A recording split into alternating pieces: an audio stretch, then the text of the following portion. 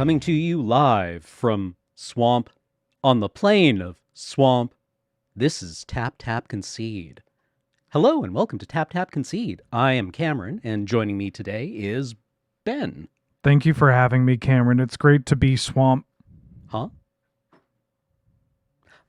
This podcast, like everything we do, is brought to you by you, the viewer over at patreon.com/loadingreadyrun. You did this. Why did you do that? You didn't do anything to stop this. Now it's just me and Ben in control of the next hour of your life.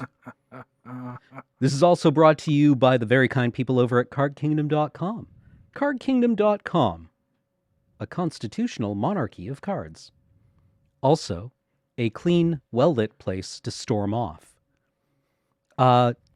If you go to cardkingdom.com/LRR, that enters our affiliate code, lets them know that we sent you. And if you do tend to buy any or intend to buy anything, in the additional information field of your order form, you can say, Loading Ready Run sent me, button please, and they will send you a little 1-inch button that says, a pox upon the auto tapper.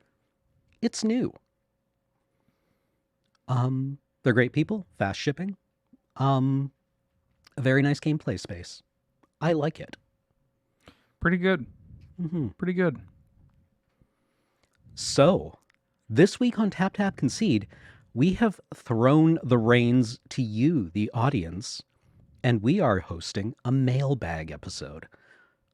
I mean, really, it's more kind of like a notifications episode because we tweeted it out.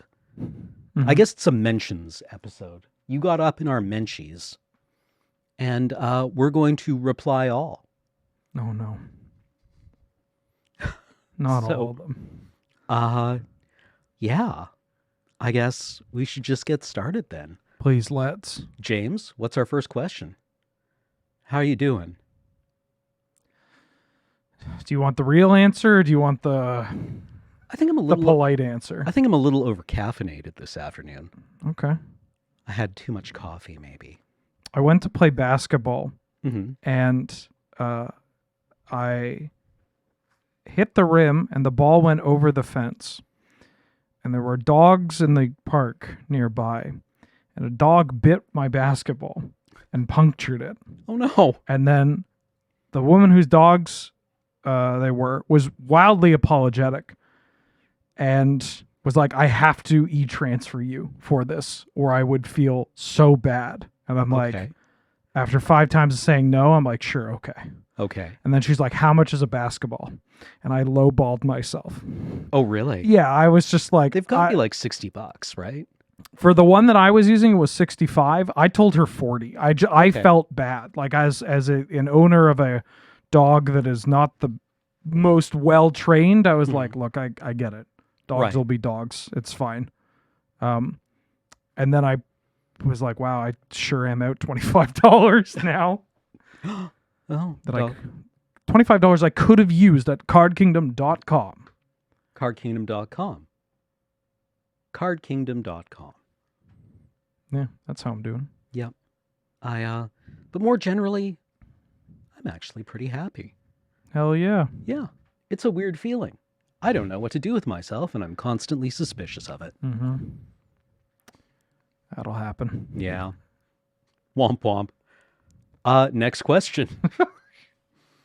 What's the one Magic-related thing you're looking forward to the most this year? This comes from Oliver Sparks. Oh, James, who asked the previous question? That was interesting MTG art, I believe. Oh, well, thank you for the question. I hope we answered it satisfactorily. What's the one Magic-related thing you're looking forward to most this year? I mean, March of the Machines seems like it should be cool. Yeah. Do like Mommy. Yeah. MTG Mom. That's follow up to MTG Bro. Yeah, that's a really good. I mean, that's a pipeline for sure, from Bro to Mom. Yeah, from Bro to Mom. Mm-hmm. Yeah. Although I am kind of curious about the little like epilogue set that is planned after March of the Machines. What?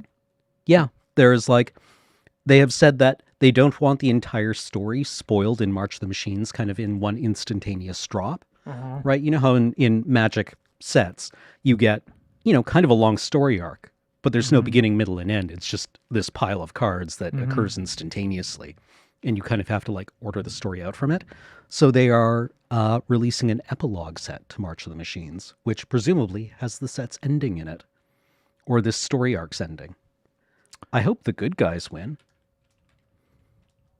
How vague. I don't know. I had no idea that existed. Is Eldraine this year? Yep. Yeah, I'm excited for Eldraine. More Eldraine? Yeah. Oh. So just really quickly, March of the Machines: The Aftermath is an epilogue booster.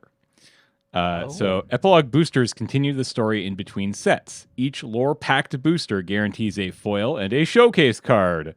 Okay, this is just talking about what's in the packs, but yeah, I think the idea is there's going to be an epilogue booster pack.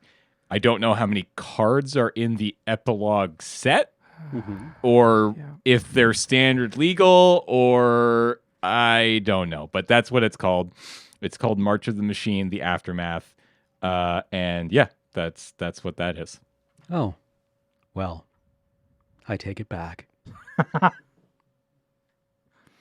Okay. Is there a different thing? Dominaria Remastered might be kind of interesting. Oh yeah, I forgot about that. I mean, I've been wanting to like curate my own Fallen Empires relitigation. I mean, you're all aware that came out today, right? No, What? shit. Are you serious? Dominaria, yeah, that's out. That's today. The pre-release for Dominaria Remastered is happening as we record this podcast. Well, We make content for Magic professionally. I mean, does it have Ication Javelineers? Order of Lightbird? It better have Javelineers. Javelineers is a classic. Yeah, it's a fun little card. It was a Canadian Highlander playable as well up until... Well, it was a 1/1 first strike with a tap ability. Oh, no, sorry. Excuse me. Ication Javelineers. For 1 white mana, you get a human soldier 1/1.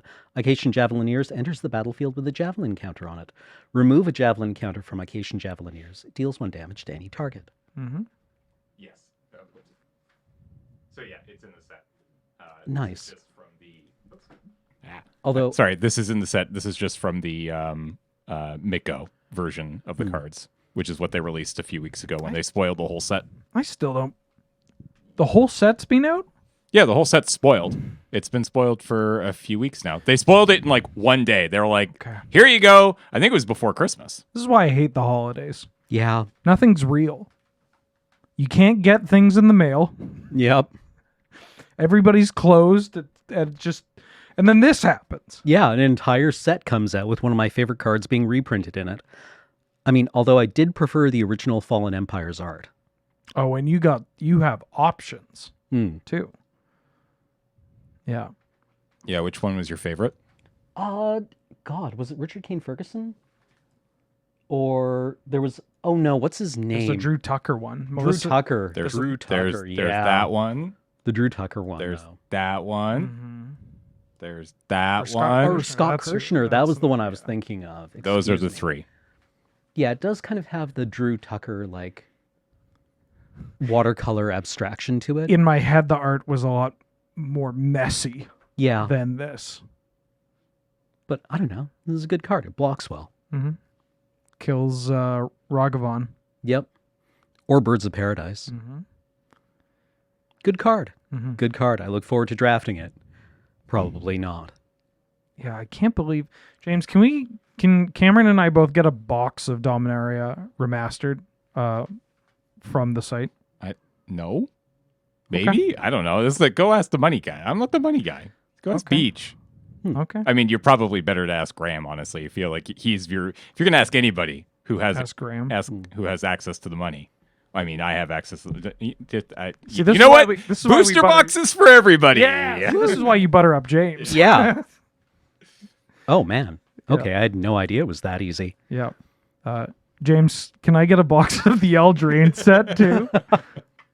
We'll see how your report card is. What is that one Set called? booster or collector's booster box? Oh, I Or draft booster? I'm really sour about set boosters because I decided I think it was for Strixhaven.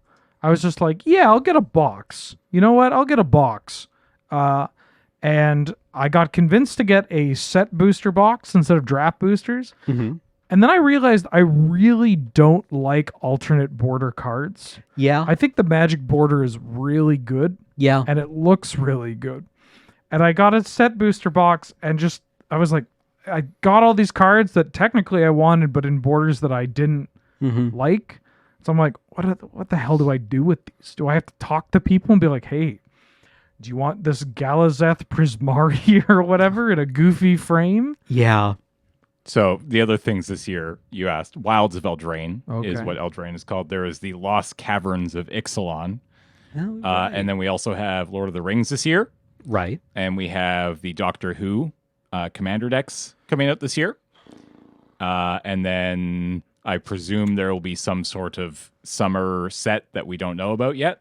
But yeah. And then who knows what else? It's the 30th anniversary, right? So like presumably we'll get other stuff, but I don't know. Those are the things that we know about. Okay. Okay, cool. Mm-hmm. Would you like your next question? I would love Yes, the next please. question, James. All right. What is an MTG hot take or personal opinion that you used to have that has since changed, either for the better or the worst? This question comes from Masked BX, or Masked B10, or Masked Beaks. Masked Bee Christ. So do we want to answer with what we What we were talking about Do we before. want to give the answer that we had off camera or something more savory? Palatable? I think the answer that we had before the show was that over the pandemic, we both realized that we really enjoy playing Magic with friends. Yeah. It's kind of a joke where like the worst part about Magic the Gathering are the players, Yeah. which, is in its own way untrue to an extent. Yes. Yeah. But coming out of the pandemic and not being able to play with people within your community or even your friends in a personal sit down setting, really just showcases that when you come back and getting to play paper tournaments again and being older and everything is just overall worse, as happens with the natural progression of time and the crushing weight of capitalism. But it's at its best when it's with friends, which sounds like it's an obvious, like, okay, thanks, tips. Yeah. But like, yeah, I think my priorities have shifted where like, I don't know if I'd want to enter a tournament with a bunch of randoms at a GP now. Yeah. Like, I think back to all of the weird experiences I had with other players at GPs. Like the guy who asked me why I didn't just keep the boosters I was given to give away as prizes. Or the guy who, when we were verifying pools at the start of a Grand Prix or a tournament, looked me in the eye and shuffled the pool before handing it to me to verify.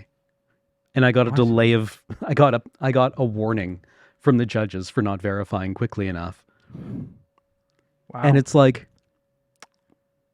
these are I don't remember my pleasant games, but I sure remember the unpleasant ones. Yeah. I don't regret leaving behind the tournament mindset and play style. Not that I would stoop to being, that brand of asshole, but certainly associating with those people, like that style of player, that just happens when you go to events or if you go to enough GPs or PTQs and that kind of thing. Or the people who, like you say good luck to, and then say, why would I want to wish you good luck? I don't want you to have good luck. Yeah. It's like, it's a pleasantry. Come on. It doesn't, good and bad luck doesn't exist. Maybe I don't know if like, yeah, exactly. Maybe the answer to this is just like, the question is asking about a take that we have had in the past, and now that we are older and have gone through this, large traumatic pandemic and all that jazz. Which we're still in the midst of. Yeah. And like naturally as we progress, it's like, well, I don't have time for this crap. Yeah, actually. Yeah, I think that's what it would boil down to for me too. I really, I've realized that my time on this earth is limited, that man is mortal, and that there are things that I enjoy doing with my time. So indulging people's, unpleasant behavior really doesn't interest Be me. baking a loaf of bread. Yeah, I could read a book. Be pickling. I think I said, you need to clear the bar of being more interesting than my phone. Yeah. Yeah. And the bar of my phone is at shin height. Yeah. Right?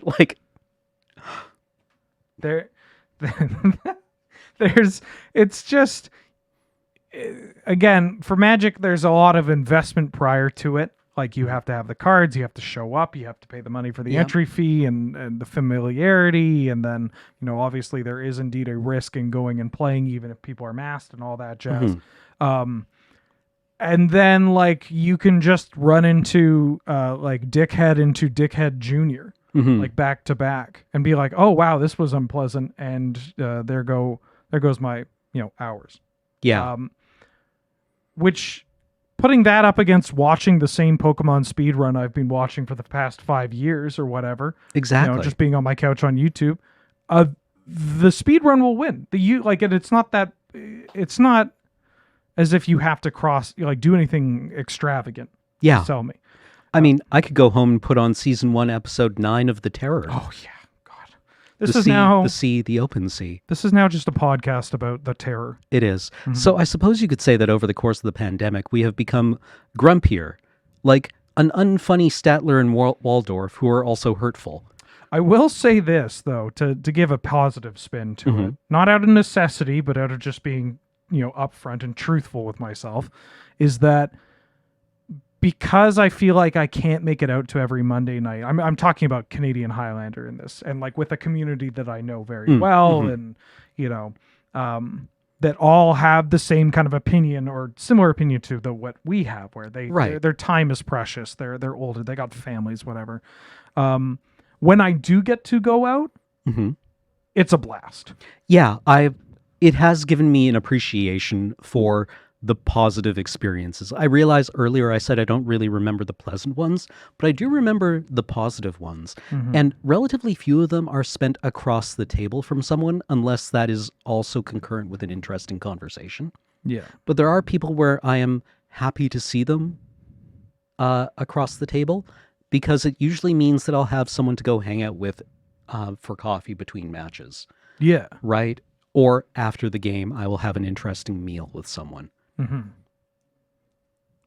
So that's nice. I like that. Magic the Gathering. Lowercase t, lowercase g. Next question, please, James. Do you play less Magic in your community, away from stream time, now that Magic is part of your work? Be it at an LGS or arena, do you feel more or less enthused to play more on your own time? Same goes for opening product. Do you feel differently about opening product being a part of LRR? Question from Zoel. I used to open a lot of product. I almost never do now.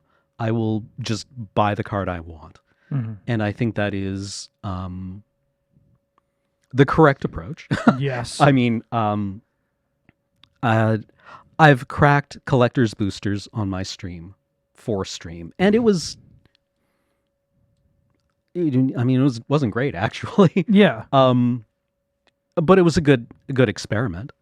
It's good to have a reminder. Yeah. Yeah. But I do enjoy kind of queuing up arena when there's a limited environment out that I enjoy. And, spending $20 on gems and playing until I run out. Yep. That's fine. Yeah. Spending money on your hobby is a reasonable thing to do. Yeah. It's just also a thing that, and if you get value from opening the boosters, then power to you. If that's your jam.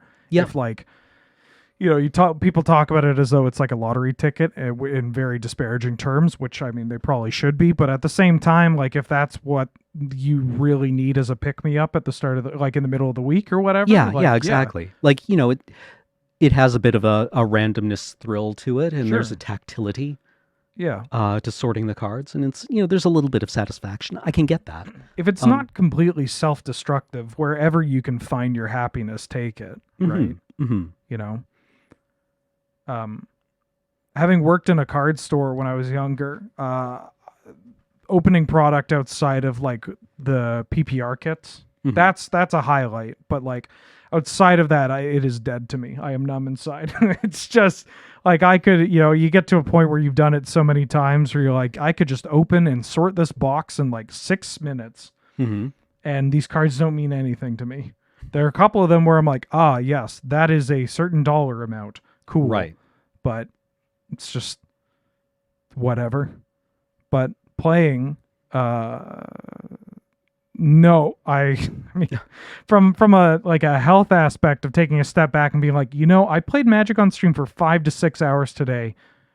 Should I really go play Magic for another 4 hours? And it's like, yeah, because there's Magic as a job where you're also doing the performing part. And then there's Magic as a hobby and having fun with it.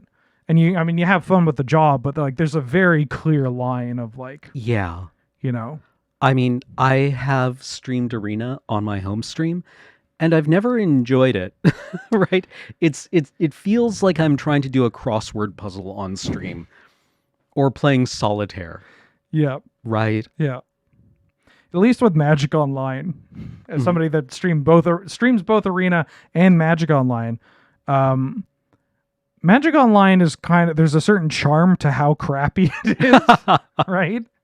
It's just kind of like playing. It's like playing a game from your childhood and being like, oh yeah, yeah. No, I can hear the sound effects now.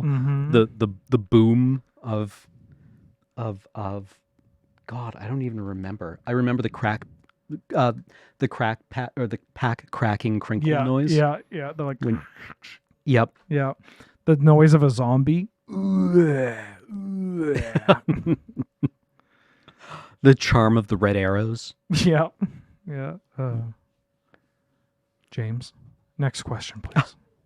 A friend that has never seen a Magic card and has no idea how to play card games asks you, what's Magic the Gathering? And you each get to choose just one MTG product from 2022 to show your friend that perfectly encapsulates Magic the Gathering in 2022. Specify product and set.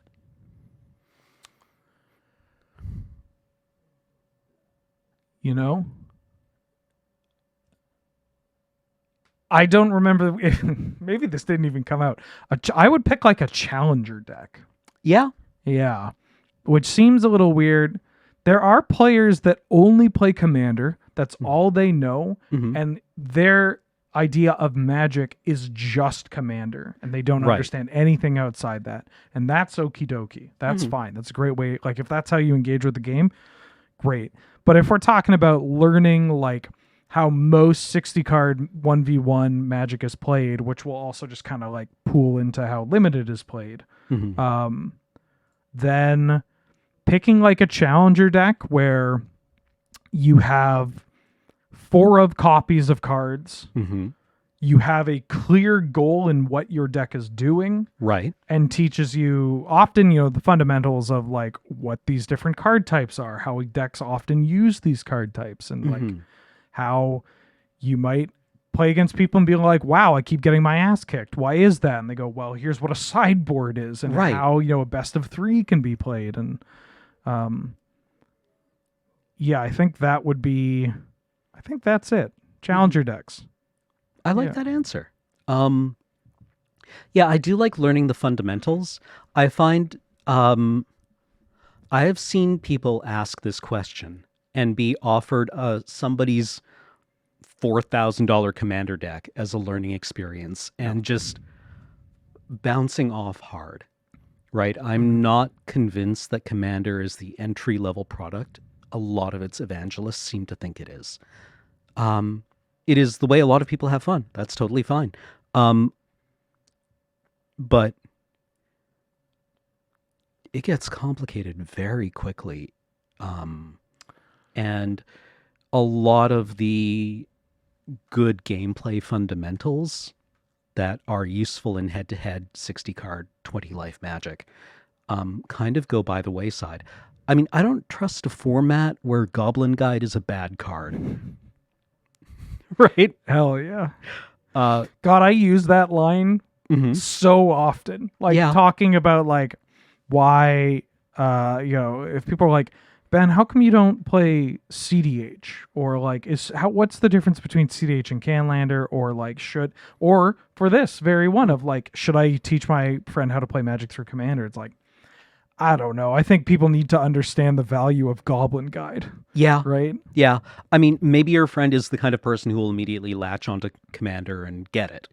Yeah. Right? Like, I think this is probably very dependent on who the friend is who is asking, which I feel kind of goes against maybe the intent of the question. But honestly, you kind of need to know who your friend is. If your friend is coming from like a background of playing a bunch of deck building games or resource management board games, stuff where like they are okay tracking a lot of the overhead stuff of like, have I gone through the steps of untap, upkeep, draw? Do I know that I can take certain actions each turn and like multiplying that for each player at the table? And all that stuff, which sounds very trivial to people that are in franchise, but to someone who's brand new, they might not get it. But if they come from that background of like, I played Dominion and I got a duchy tattoo or whatever, it's just like, yeah, you'll probably get Commander pretty well. You'll understand that. Yeah, like if they are a systems person, or I don't know, if they are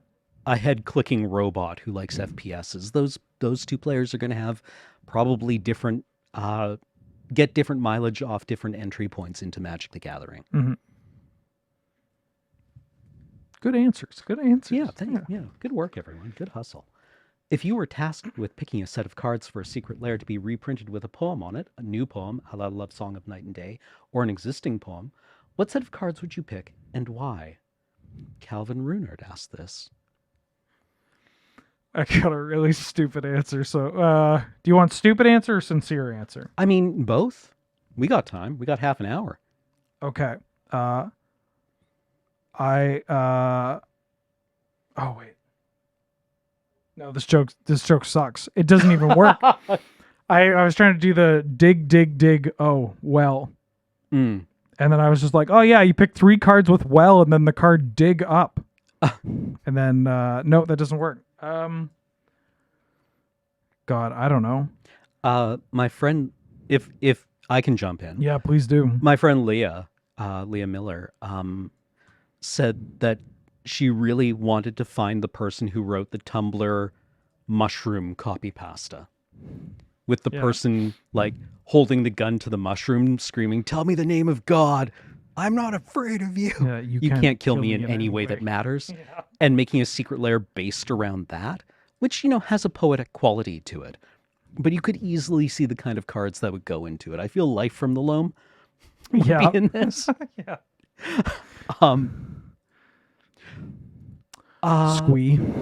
Squee, yeah. Or maybe not Squee, but like, I don't know. Just like green-black cards that never die. Bloodghast. Yeah. I mean, maybe that's too... But based around this ideal of the alternate intelligence of fungus.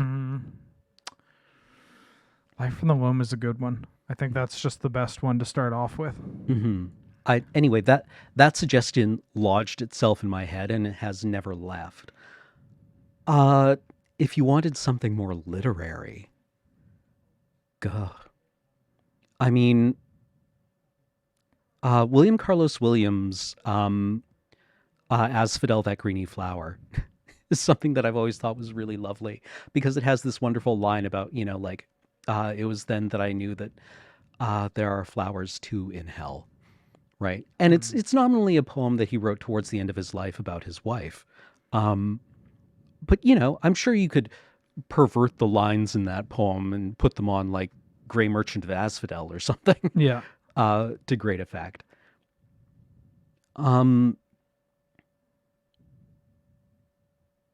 I mean, I expect that the Lord of the Rings set is going to have some songs as Yeah. flavor text. Yeah.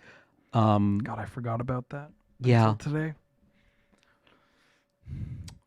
If we're going that, I mean, yeah, like Magic releasing a Lord of the Rings set is kind of like if, I don't know, StarCraft added a Warhammer 40K army, right? Like, yeah. It feels like Lord of the Rings always just holds this. It's so, I mean, it is within the past, well, maybe not 100 years now. If it was written in World War One, right? Did Tolkien start writing in World War One? I mean, it's fresh, yeah, right? It's still fresh within the popular culture, and not just because of the movies, yeah, right? But it still feels timeless enough that it is like a fine thing to draw from. I mean, if you're pulling from Dracula and Frankenstein, you can pull from Lord of the Rings. Don't get me started on Doctor Who. I'm going to make some enemies over that one. yeah. That's a weird one to me. If we're if we're talking about secret layers that will make people talk about very insufferable things to this question about the poems, I could probably put together a Dark Souls. Oh yeah, layer Dark Souls secret layer, absolutely. Yep. Yeah, lots of good flavor text on that. Yep. There's some poems in there too. Yep. Ooh, I like that. From the ashes of two a flame alighteth, thou art ash, and fire befits thee, of course. Don't you think? Don't you think? Man, poor Hawkwood. Well, asterisk. I will take what makes you dragon. James, please, the next question. It's giving me conniptions. What's a format you don't play but would like to, and what would you need to change to get you into playing it? Oh man, this is a sad question to talk about. I mean, this is an odd answer for me because demonstrably I do play this format, but I would like to play Highlander more. Mm-hmm. I just don't have the collection to support it. Yeah. Or really the deck building chops. I'm too attached to my pet deck, I think. Aristocrats is also just a deck where there are a bunch of flavors of Aristocrats, but you don't get that crossover that you might get if you were just building like a collection of. I like playing blue decks, right? And so you're like, I could play Blue Moon, or I could play Blue White, or Sultai. Right. That there's more of a flip. It's a lot more difficult to go from something like even like a, let's say like a 4-color Aristocrats deck, porting that into a more like a mid-range 4-color deck. Right. There's just, you have the mana base, but then the cards are all over the place. Well, yeah, I remember several years ago now, but the finalists Aristocrats deck in local Highlander, like there were 2 of them and they shared 90 cards between them. Yeah. But there's a lot of like, I don't know. I would love to play Mono Grixis 2-for-1s in Highlander, or just kind of some kind of Bant Miracles deck. Yeah. But what would have to change is that I would need 6 figures. Okay, what I need is money, lots of cash. Send it to Cameron Lauder, care of Loading Ready Run. Large unmarked bills, small unmarked bills. We'll take product too. Yeah. Just using this podcast as a way to beg for people to beg makes it seem like we have our decency still. We're demanding you. Yes. I would say Legacy. And I played a lot of Legacy. Yeah. That was more so than Canadian Highlander, was my format. Right. Well, I remember when Top was banned, you seemed quite happy about it. Well, happy in the sense of like, now I could play. At the time, when Top got banned, it was like, okay, well, good. Now I can competitively like play something else. Right. Because at the time I felt like that Miracles Sensei's Top Miracles was too good. And Right. too, like, I just felt like anything else that I played, I would be playing worse. Mhm. And I didn't want to put in time getting better at those decks because that time was better spent getting better at Miracles. Right. But I played that was my format. And I regretfully had to sell a bulk of my collection due to medical issues at the time, but also just because no one was playing it. The Victoria community had more or less dissipated. Mhm. SCGs barely came out West Coast, and then they just flat out stopped doing it. Well, yeah, like the availability of cards. Yeah, Yeah. card availability. The price on these cards went up to an amount that was too high for me not to just move everything instead of just holding out. But like, I've been looking at Legacy on Magic Online, and that Magic Online is missing like 20 playable Legacy cards. Right. 10 of them that are very good, like would change how the format played out online pretty drastically. And that's not a good thing, but the fact that that's the case and I'm still like, God, do I just start renting cards again? Should I play Legacy again? It's just, it tickles an itch that you can't get anywhere else. You know, as much as I love Highlander and Gladiator, it's not, I don't get the same like competitive vibe while simultaneously being naked in my own house. Like you don't get that pairing. that overlay. That's when I'm in my element. But I really do enjoy the idea of Legacy as kind of very much rewarding when you have honed your fundamental skills around 4 of 60 card, 20 life head-to-head Magic. It's like Modern if it were good. Although, I gotta tell you, I saw one of the funniest tweets where it was just like, somebody asking like, what's your favorite casual format? And it was like Commander, something else, Legacy. And it just, oh yeah. Yeah, I love it. Yeah. James? I'm interested in visiting Victoria to see Yellow Jacket in person. What other spots, activities would you recommend for a LRR Friday Nights Magic fan?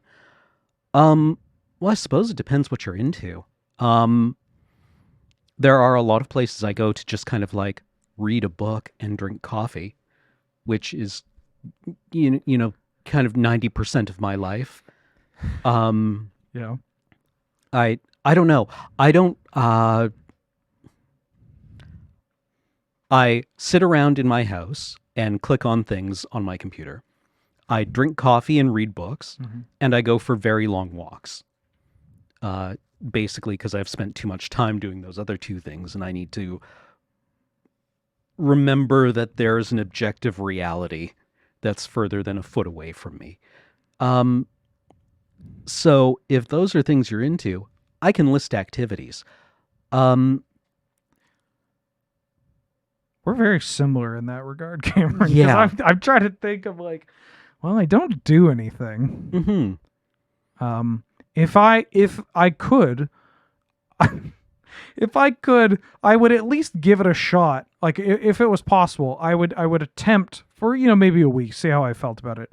Of just like, once I stopped working, I would just go into a a very small, dark room and just sit and wait until I have to do something else. Right. Right. Like it's just like, okay, well, guess I technically should do other things so I can keep functioning. Yep. Not in a depressive way, and just like now what? I can tell you some good vegan spots in town. Oh yeah, Green Cuisine. Green Cuisine's good. Yeah. Don't load up on rice and bread. That's how they get you, because it's one of these places that charges you by weight. It's like a big buffet, and you can always tell if someone's first time at Green Cuisine because they get to the register and the guy at the register is like, "All right, $35, please." What? Why? Well, you have all that cornbread over there. Yep. Lotus Pond. Oh my God, love me a Lotus Pond. It's a Buddhist restaurant. Yes. So it doesn't have the 5 pungents. Yeah. Is that what they're called? Garlic, the temptation. Garlic, onion, shallot. Damn, they're gonna eat my ass on Buddha's Twitter. I didn't mean to say eat. Yeah. It's delicious. Well, I mean, without the 5 pungents. Maybe they won't. Yeah. James, did you just Google the 5 pungents? No? Okay. And then But you wouldn't notice their absence. no, it's so good. It's my husband's favorite spot. And then this is embarrassing because I can't remember the name of the pizza place. The vegan pizza place. Oh, Virtuous Pie. Virtuous Pie. Yep. So good. Yep. Hell yeah. Yeah, Virtuous Pie. Outstanding. And Miniature World. I mean, it's not a vegan restaurant, but Yet. Miniature World is a place where it's cheap to get in. Mm-hmm. Sounds like it would be like, oh, wouldn't it be funny if we just went there? Yeah. Miniature World, hilarious. And then you go and you're like, oh my God, I'm so invested. Everything is just so cool. Yeah, and it pains me to admit this, but Butchart Gardens, actually, it's kind of pretty. I resent liking Butchart Gardens. I get that. I get that. Like, you think about it and you're like, God, wouldn't it be nice to just go to Butchart Gardens on like on a spring day, or even when they have when they have all their Christmas and holiday stuff, and you're just like, this is so tacky. Yeah, I don't like it well here. And you're like, but I want to go and see the sculptures. And kind of, but it's honestly kind of tasteful and well manicured. Yeah, you're just like going around this beautiful like winter wonderland display, and you're like, hot cocoa's pretty nice, I guess. Yeah, exactly. At if you want a similar experience but without the lights or the expense, the University of Victoria Botanical Garden is actually quite pretty. Finnerty Gardens. Yeah, Finnerty Gardens. What else do I like doing? My coffee recommendations would be Saint Cecilia. If you want, like, they will have a menu of pour-overs, and it's a very nice, quiet space. So if you are a coffee snob like me, Saint Cecilia is great.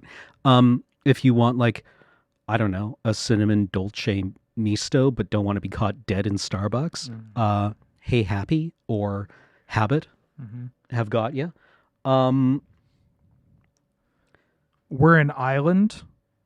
And Cameron, I know you're a fan of water. Love a good ocean. Absolutely. There's so many, there's just ocean all around. If you go to a place with ocean, there will be place to walk by ocean. And ocean will look pretty, smell pretty, and be like, wow. It's just a big thing. It's a big thing, and you look across it, and you're like, this is really big. And you think about it, and you're like, there are quadrillions of atoms right now existing in an interacting system. They are unbound from one another, and it's just kind of, it makes you think about eternity. And then you're snapped into reality as you realize that while you disassociated, your dog has attacked a poodle that has walked by. Yep. But, like, I don't know. I like Ross Bay Cemetery because the beach is right there. And it's kind of sheltered, and it's very quiet. Yeah, my grandfather lives there. Oh, nice. I got a laugh from James. What's he pay for rent? Oh, he's grandfathered in. Next question. What's your personal preference for card sleeves? Inner sleeves or not? Most disappointing magic accessory you've purchased? From Chiral. I started double sleeving my decks, and now I can't stop. I love double sleeve. KMC inner sleeves and then Dragon Shields. They feel good, right? There's like a pleasant, I don't know what it is, but like the inner sleeves gives just a little bit of cushion to the card. Yep. And it feels not like, everyone hates when I flick my cards, but honestly, it's such a pleasing. It just feels better with the double sleeve. Yes. Like, I get the whole, I mean, I'm going to not do this in the mic because, unless people want the ASMR, this feels okay. Yeah. Bare sleeves feels okay. You throw on a single layer? No. Garbage. Yeah. Throw it out. What am I doing with these? Double sleeve? Oh. Yeah. God, it's like petting a rabbit. Yeah, I know, right? Or a chinchilla. Yeah. Yeah, I don't know. They're slicker. They're thicker. They're just, it feels like there's a layer of gel Mhm. on the inside. Do you mind if I give the objectively correct way of sleeving your cards and I would carrying love them? to. Great. So we start with KMC Perfect Fits. Mhm. They're the best. There are some other, and not a side loader. Like, come on, we're not cavemen here. Top loader always, and you load it so that the card is, I'm going to give a visual aid. You load it so that the top loader goes over it like you're putting on a shirt. Yep.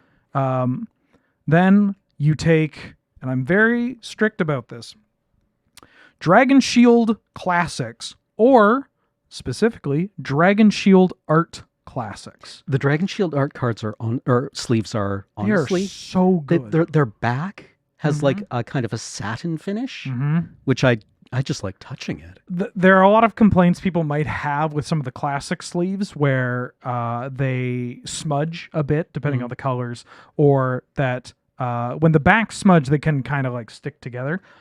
Have not ran into that issue with the art sleeves. Yeah. And they just hold up better and they look nice. You can get, you can get with like a Monet on the back. Yeah, I would love to get bed sheets made out of whatever they put whatever they make those out of. The Elder Dragon Social Club ones. Not that this was set up as a plug, but No. I mean, they do look good and they shuffle very nicely. Yeah, like 5 years ago, or maybe even 10 years ago now, I would have said KMC sleeves. But I don't know what happened to them. Yeah. Not anymore. Yeah. And then finally, the cardboard box. The Yes, the 200 classic count, or whatever. Just, you know the one. $17,000 Highlander deck. $2 box. They held together with masking tape. They last forever. Yep. I have one that I've been using for about 5 years, and you wouldn't know. Yep. You wouldn't know. The only downside is that they fill your double sleeves with dust. Yeah, they could do that. And silverfish. You want the next level tech though? You can get bags from like any kind of like outdoors store, hiking store, that are waterproof bags. They're like little Sealies. Okay. Sealies. They're little bags that you can basically, they're just waterproof.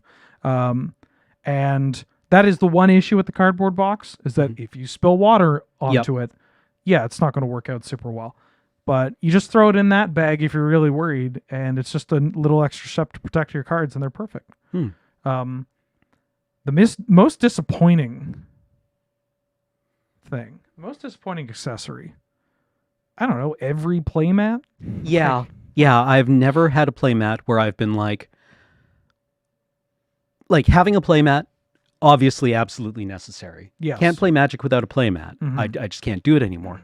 I wish there was one that was good. Right? Yeah. Like, one that didn't kind of like leave me feeling weird and sticky and dirty. Yeah.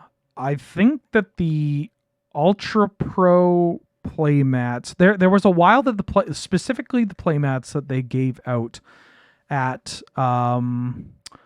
like SCG conventions and like Grand Prix. There's like a period, if you can get a playmat that was put out through the Grand Prix in like 2014 to 2018, they figured it out. Yeah. And then they just forgot how it worked, apparently. Yeah. But it's like, hey, we can save 3 cents a playmat. Yeah. If we make them 90% worse. But from that year, and there's plenty of them, and in fact, you might be using one as well. Yeah, you can throw them in the wash too. Yep. Yeah, they come out fine. I've got one that I honestly really liked from Return to Ravnica. Yeah. That has held up really well. And all the other ones I've gotten since then, the backing, like the rubberized backing is flaked and they've frayed, and you don't need them. You don't need a lot. Just have two. A backup or one for a friend. Yeah, exactly. One that you take to F&M, and one that you take out if Richard Garfield comes over for a game. Yeah. Right? Your good playmat. The fine playmat. Yeah, the fine, like your mother's playmat. God, imagine passing down your playmats to your kids. Yeah. just a big trunk at the will reading. And you crack it open and it's just like, Game Day Rivals of Ixalan. What the hell is this? All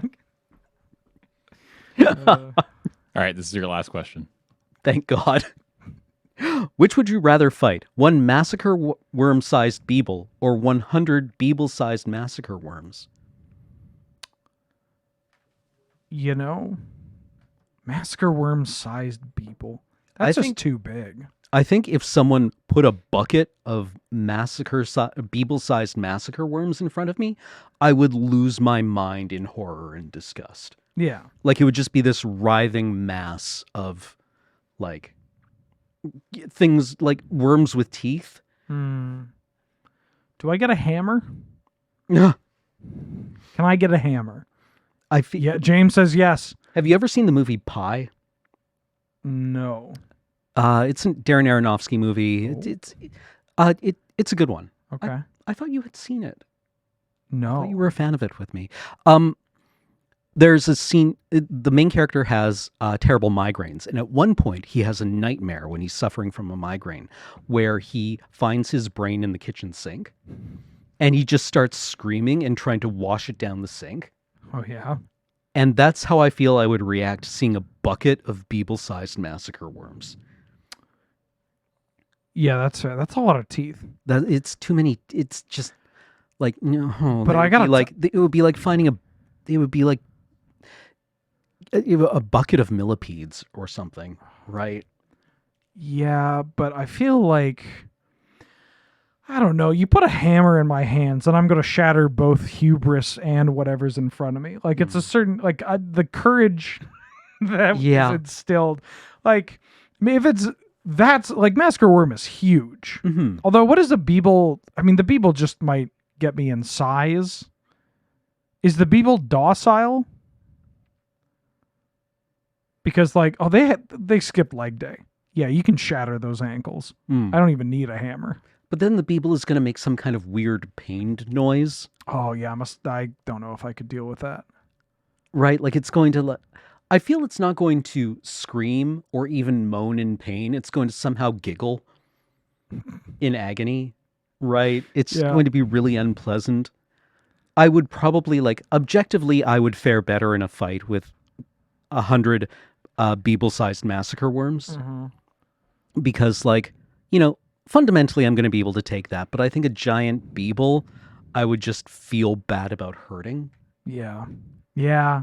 Can I just not? Can I befriend them? James, can I befriend the beetle?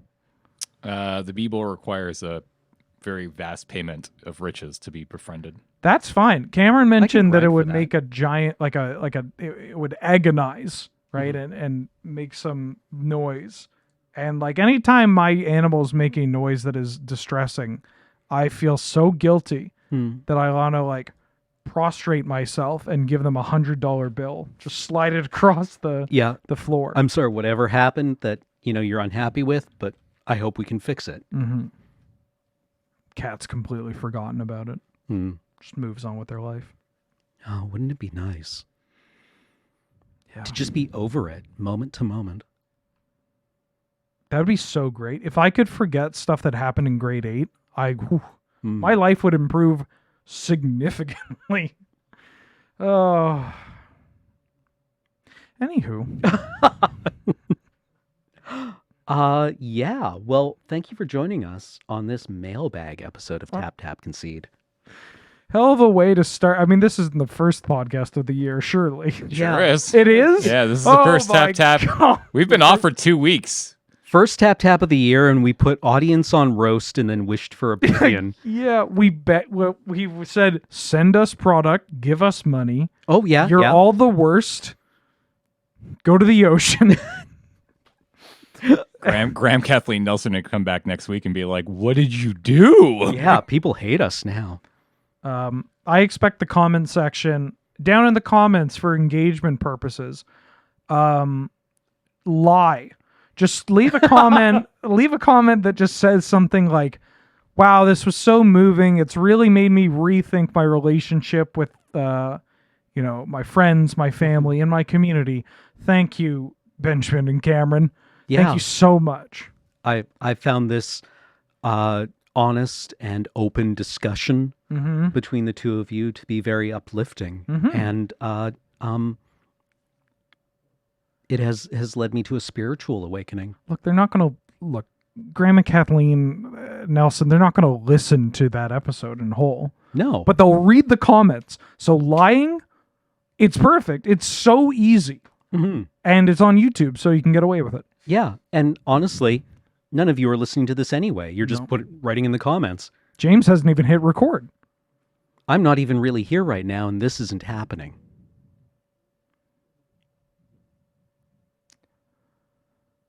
All I want in life's a little bit of love to take the pain away. And Get stronger. think to myself,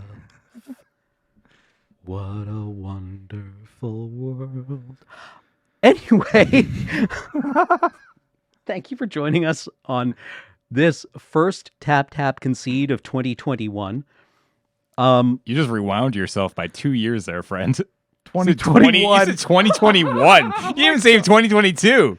You went back to 2021? This is a great start to the new year. Did you know that the 19 in COVID-19 stands for 2019? Yeah.